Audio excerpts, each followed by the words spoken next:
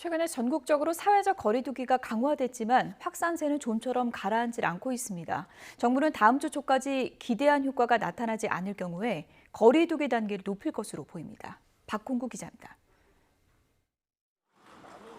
최근 일주일간 일평균 지역 발생 확진자는 472명입니다.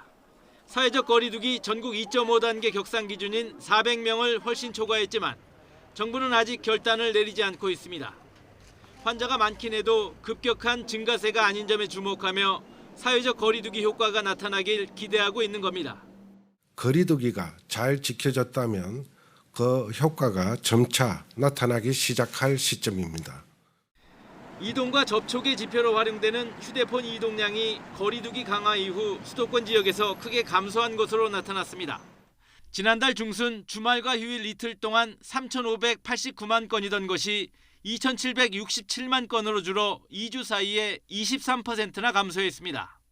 지난 8월 2차 대유행 때도 비슷한 경향을 보였습니다. 거리 두기가 시행되기 전주와 2주 뒤 휴대폰 이동량 차이가 25%에 달했습니다. 신규 확진자는 이후에도 늘었으나 닷새 뒤부터 확산세가 꺾였습니다.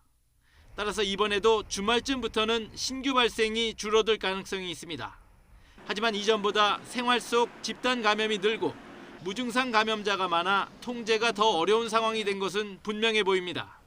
집단 감염의 20% 정도에 해당되는 건수가 증상이 발생되고 일주일 만에 확진됐다는 이야기는 그만큼 접촉자가 많아지면서 그에 따른 확진자가 늘어나고. 정부는 거리 두기 단계 격상은 국민의 일상과 경제 활동을 크게 제약하는 만큼 전국 2.5단계 격상은 최대한 신중하게 결정할 것으로 보입니다. 하지만 필요하다고 판단되면 신속하게 단계를 높여 감염 차단에 나서겠다는 입장입니다.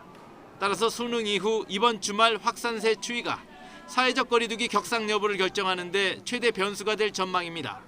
YTN 박홍구입니다.